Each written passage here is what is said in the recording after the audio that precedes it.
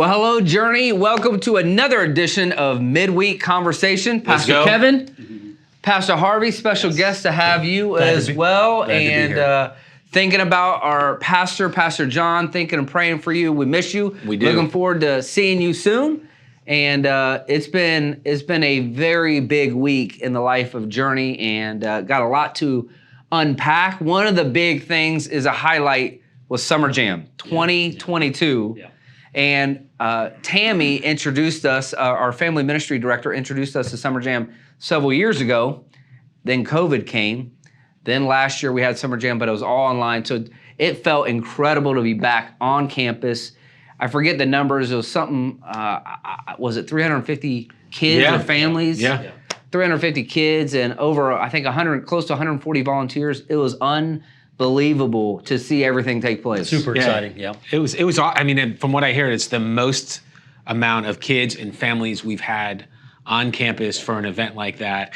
And a lot of great things to celebrate. A lot of new families that had never been here before. This was the front door for them to come in. And even on Sunday morning, was able to talk to a couple of families that got invited to Summer Jam and stayed till Sunday and got plugged in. It was also a great time for our residents and our residence programs that led a lot of that. Tammy and her team did great, but there was a lot of these residents. This is their first time leading a big event with a lot of moving pieces, and they did such a great job, so much energy. A lot of our other staff stepped in and helped, and just interns, and seeing the decisions made for Christ, and just hearing all these kids that, man, this is, and their families and parents and stuff, they're saying, this is my church, this is where I belong. I saw a picture of all the volunteers as well that were involved, and man, it was incredible. Yeah. So many volunteers. What a great way to serve. Yeah, man, what a great way. You're going to hear us talk a lot about interns and residents and leadership development, and you might wonder, like, why do we talk about that? Because it's they're modern day words for discipleship. Yeah. And if I were to go up in front of the church and say, hey, how many of y'all want to make disciples? Nobody raises their hands. If I say, hey, how many of y'all want to mentor somebody? A lot more hands. What's the difference? Yeah. Nobody knows. Or be mentored. How many of you would want to mentor? Yeah. And so this is why we have interns, residents, leadership development. We want to apprentice. We want to spiritually help lead people in leadership in the church. And that's why we get fired up to see Summer Jam that take place. A lot of them spoke, a lot of them led. They were coaches for the first time. Not to mention so many cool stories of adults serving. Yeah.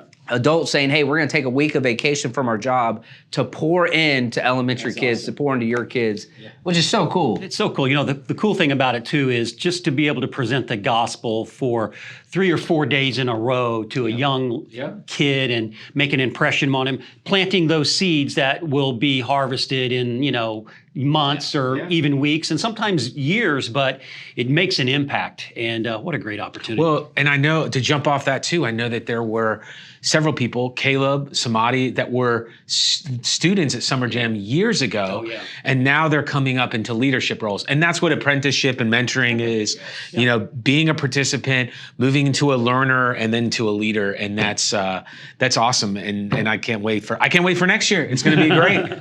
We had one of our volunteers named Sal. Sal came up to me, and Sal said, he introduced himself and he showed me his Bible. Now, this is a volunteer.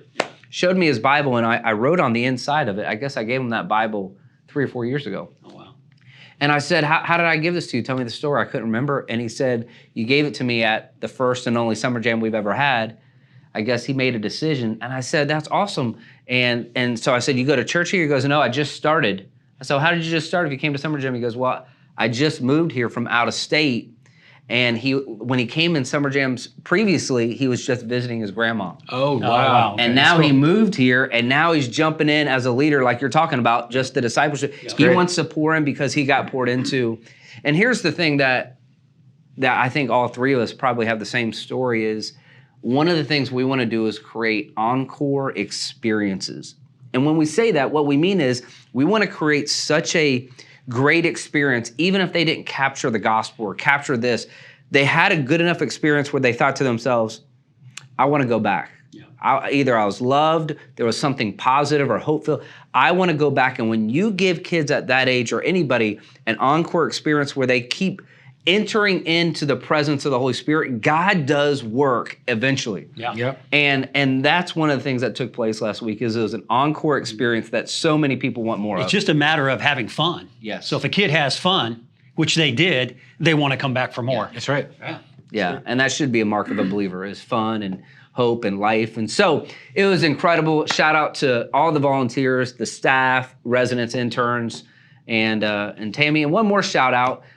We ask you to please invite, because this was an outreach event. We asked you to invite your friends, neighbors, and coworkers. And there were 100 kids that came that had never been to Journey. Wow, that's crazy. And that does not happen without you inviting No, me. that's right. And so that was really cool. And there's so many cool stories. Sorry, one last story, and then we'll move on.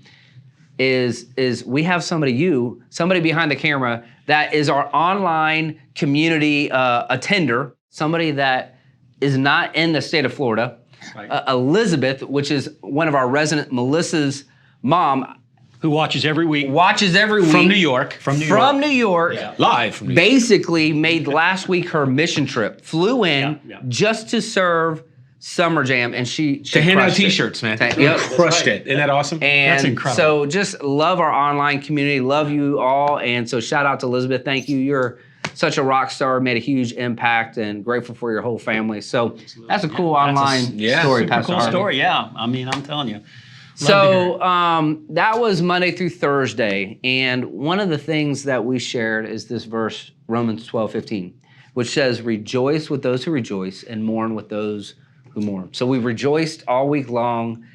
And then there was a tragedy that struck. And some of you are familiar, some of you are not. But in Apopka, it rocked Apopka. One of the firemen, 24 years old, Austin Duran, had passed away. And Pastor Harvey is just so gifted. And he walked with this family and ended up doing the funeral service. And it was the biggest funeral I've ever been a part of. It was the biggest funeral we've ever had at Journey, to my knowledge. Me too, yeah. And I know we've told you this offline, but you would be so proud of Pastor Harvey. He is made for moments like this. And when I say that, that doesn't mean that it's easy. It's still hard. It's still taxing. It's never easy to walk with people in their worst moment of their life.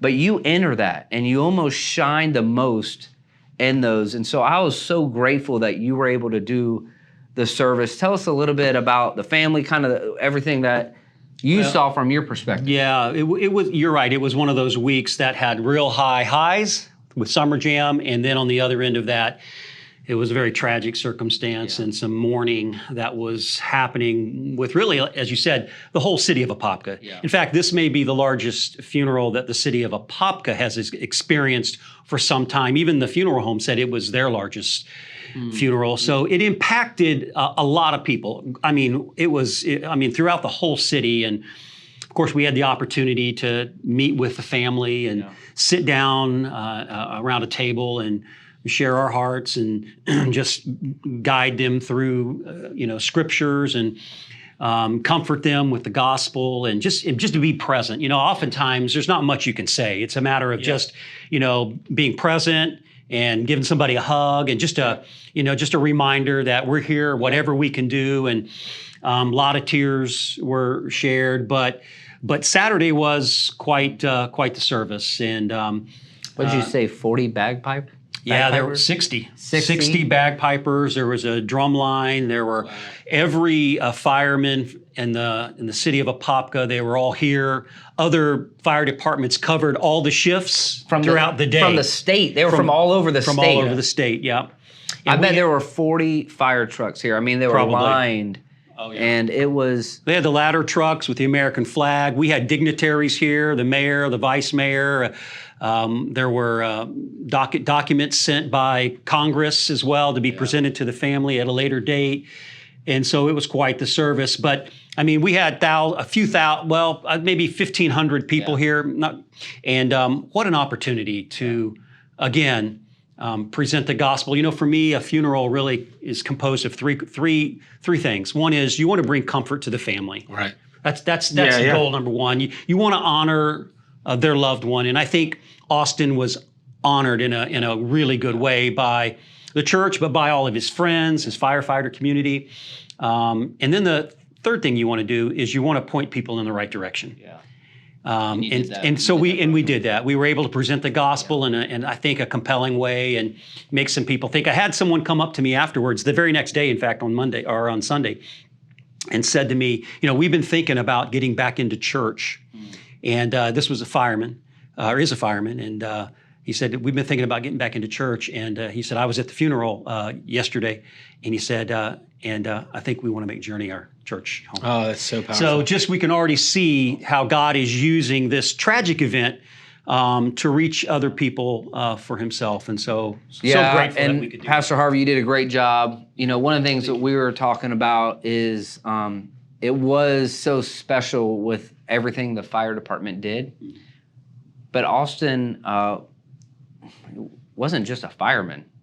That's what he did for a living. That's right. He's much more than that.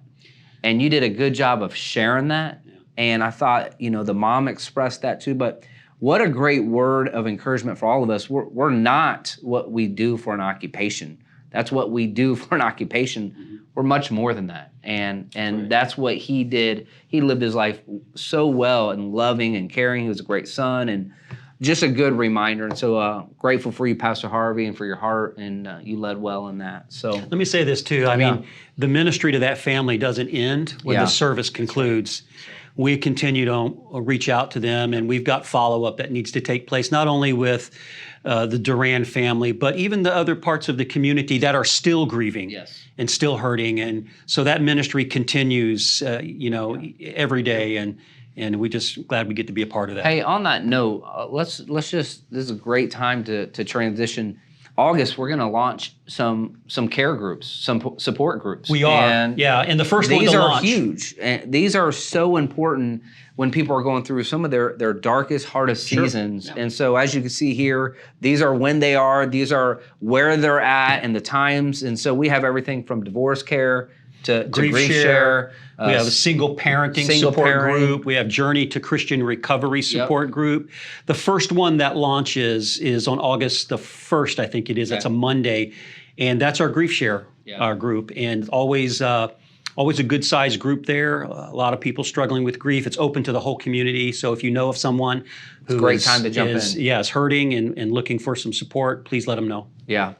So this past weekend, we had a special guest, Pastor Jamie Snyder, who is with SoFlo Church Plant, and he came and spoke week 4 of the GOAT, greatest of all time, and he did a great job speaking.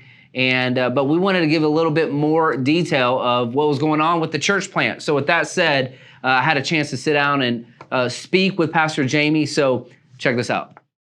Journey, it's so exciting to introduce you to Pastor Jamie Snyder, who you got to hear from just this past week as he gave an incredible message on week 4 of the GOAT. Jesus is the greatest of all time when it comes specifically to power, and it was a great message. And so one of the things with this is just a little bit insider. Now, one of the things that's a little bit insider information is you've done a series on Jesus being the GOAT. And not only did you do a series, you also wrote a book on Jesus. Oh, yes. So this is a great combination in your wheelhouse, and incredible job.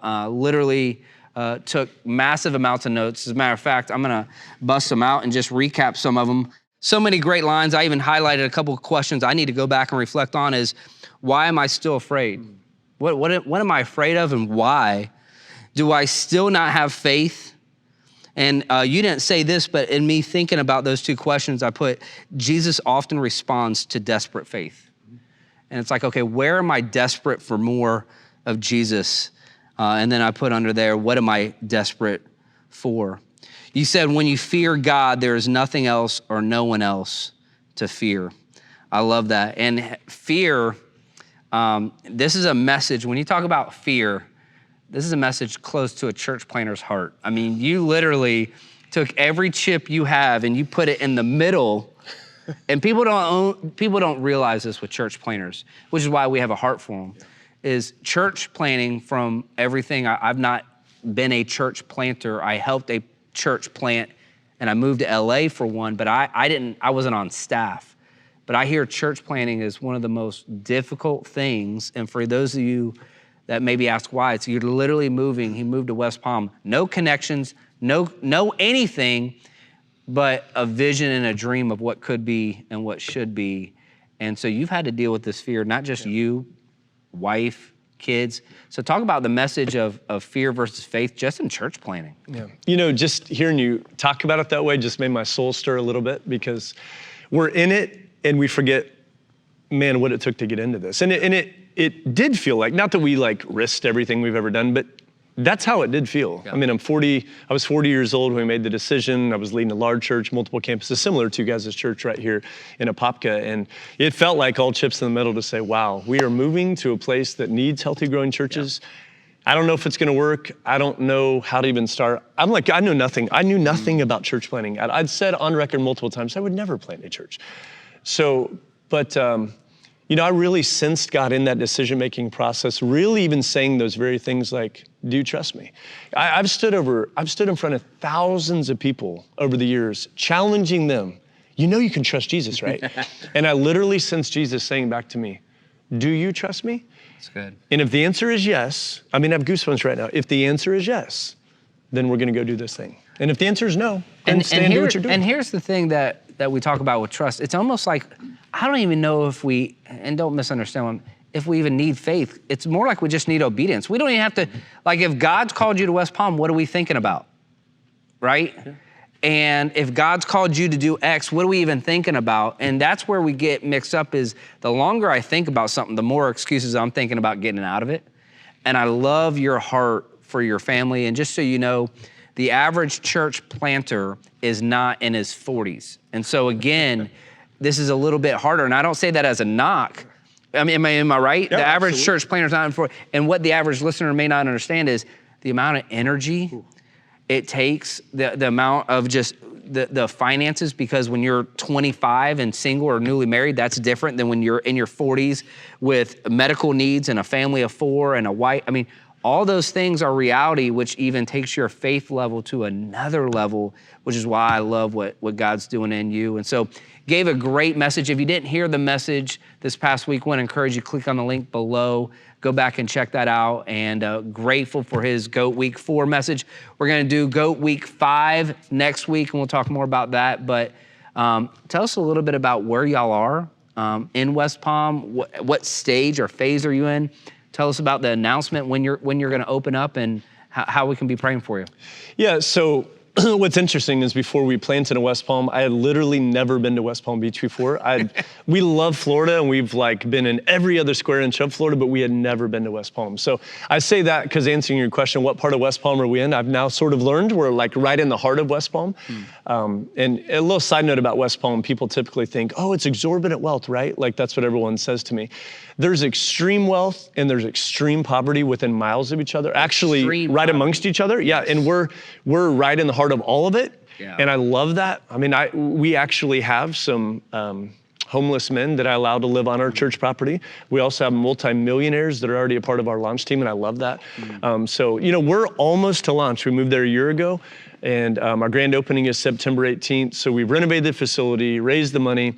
Let's back up. Let's talk about the facility, because the facility is a big deal. Big deal, yes. Because most church planters don't have a facility, and finding one is one of the number one things that they got to figure out. Now talk to us about the facility, because this seems like a God thing. Yeah, it's been, God's favor has been in capital letters, and I think it's because he knew I needed that. But the first step of that favor was there was a church in West Palm that was really to their end of their run, is the best way I say it. There's new seasons that come. God, Ecclesiastes says a time for this and a time for that.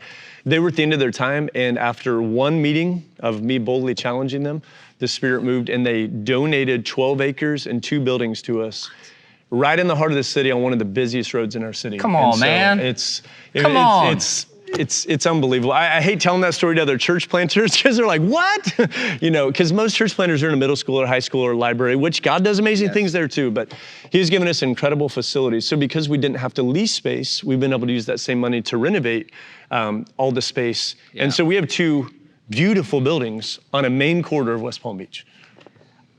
So the question I think about when I hear that is, would that have happened, that favor, that story, would that have happened without your prayers? And the answer is, we'll never know. And so thank you, Journey, for being a church that prays. I know you've been praying for Jamie last year when he came, and we continue to hear and share his story. And this is, I think, just one of many that are about to roll out. But a facility for a church plant is huge. So how many does that seat, or what are the two types of buildings are they? Yes, so we have two buildings. One was the old building. The other one was the newer version of what was an old building. Okay. But they're separated by a courtyard that's beautiful, and it's going to be a great outdoor space. So one's going to be a kids student building.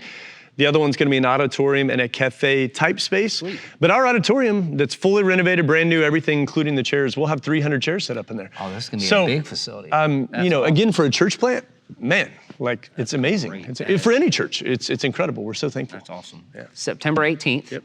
Okay. It's a big day. It's when the Dolphins play the Ravens. Okay. So I've already looked it up. It's not in Miami. It's in Baltimore. But something else is happening that day a little bit earlier is you're launching the church. And so this idea of launch team, it's normal language to you. What's a launch team? Tell me, what is that? Yeah, and funny thing is, launch team probably means something different to every church planter. For us, the launch team has really become this network of friends that we have gained influence with. In our case, we have about 125 people that today would call themselves SoFlo Church. We've never had a service. And I would say at least 2/3 of those people have never experienced life with Jesus. Their grandma may have taken them to church when they were a kid. They may have had a good or a bad church experience. But yes, we have about 125 people. Our oldest member is 90. Our youngest one is about 1 year old. We have everything in between, rich, poor, black, white, everything. And that's our people. So that's our base of people that now Jesus will build his church on. And so it's just so many stories of how we've met these people and where they've come from. And your tagline for the church is love like crazy. Love like crazy, babe. So I don't notice it because I'm a Floridian, but I guess we have a stigma to outsiders that we're a bunch of crazy people in Florida. That's good. So I like the tagline already. It fits, love like crazy. And it's crazy how quick a church can move from love. Isn't that crazy? Yeah, absolutely. And so I love that it's right there, just facing you right. Hey, why we meet? It's because of love. Yeah. Why we changed? Because of love. What are we supposed to do this week? Love. And I love that. Love like crazy. So September 18th. Yeah. Are you launching with one service, I take it? Launching with two. Launching with two? We're launching with two because we do have such a nice sized lunch team. And really from day one, we want to try to implement the idea of serve one and attend one. Great. And so we feel like it would drain our staff immediately because we'll need all of them to serve all the time. So most people would not get to be in there if they're in children's or hospitality teams. So we're going to launch with two, see how it goes. Great. But we're praying big things. 9:30 and 11 every Sunday morning. 9:30 and 11, September 18th. Excited about that. SoFlo Church, love like crazy. And tell us a little bit about your family. We got a photo right here of your family. Introduce us to your beautiful family. Yeah, my lovely bride, Alex. We've been married almost 17 years. She's definitely the best part of me. And she's been easily the MVP of our church planting journey. If it wasn't for her, I probably wouldn't have said yes to it, honestly, because I would have come up with all the comfort and safety reasons of why not to do this now. So Alex is amazing. 4 kids, 3 boys, 1 girl, 14-year-old boy, 12-year-old boy, 8-year-old girl, and 6-year-old boy. Come on. And it's a family endeavor, man, where everyone's all in. I've told them, man, Daddy can't plant SoFlo Church alone. It'll take all 6 of us giving everything we got. And they've given more than everything they got. I'm so proud of them for that. Awesome. What's one specific way that we could be praying for you? Obviously, the launch, September 18th. The service is over. What are you wishing happened? How can we pray that day? What are we praying for? I would pray that it's not about the numbers of people, because even our mission says, we want to lead South Florida one person at a time to find and follow Jesus. However, critical mass, when you're doing church, does help things get building. So I would pray that, all the efforts, all the community events, the donations we made, all the crazy work we've done, I pray that there would be an overwhelming response to begin with, to give us a good base to build from. That's great. So that's good would be our foundation. prayer. And love your heart, love what God's doing, and He's not going away. We're going to stay connected. We'll hear updates, and even September 18th, we'll be able to give you an update what God's doing there. But Pastor Jamie, thank you for your heart, for what you're doing. Proud of you, excited for you, and God's going to do incredibly more. So thanks. Well, I want to say one more time to the Journey family, just a huge thank you. And that's not just something I'm supposed to say as a church planter. it's lonely planting a church. It's humbling planting a church. And to be reminded that I have hundreds and literally thousands of people like the Journey family that said, hey, we're standing with you, we're giving to you, we're praying for you, in the tense moments has made me realize, no, we can keep going. We're going to do this thing. So thank you so much for everything you've already done, but prayers is the most important thing, not dollars. And I didn't mention, I should have led with this, we financially support and prayerfully support the church plant and what they're doing. And so it's not just a buddy. By your generosity, we have been supporting all year and will continue to support. It's a multi-year commitment that we've made to them to come alongside them, to help them so that they don't have to focus on dollars, they can focus on people, which is always what we want leadership to do. And so we're proud and excited for you and looking forward to it. Thanks, man. All right, as you can see, Pastor Jamie's got an incredible heart, and thank you for continuing to partner and pray and support and encourage what they're doing down there. Circle September 18th on the calendar. We're excited about that, and we're looking forward to week 5 of the GOAT coming up this weekend. We got a special announcement we're gonna be sharing, and so a little sneak preview of that. Want to encourage you, join us for week 5 as we're gonna talk about how Jesus is the greatest leader of all time, and we're gonna kind of have a little bit of fun. It's gonna be a little bit of a workshop, and we're gonna have what we're calling signing day. And so if you wanna, if you're curious what that's all about, tune in or come in person, Lake County or Apopka, and excited to see you. And as always, we're loving the journey.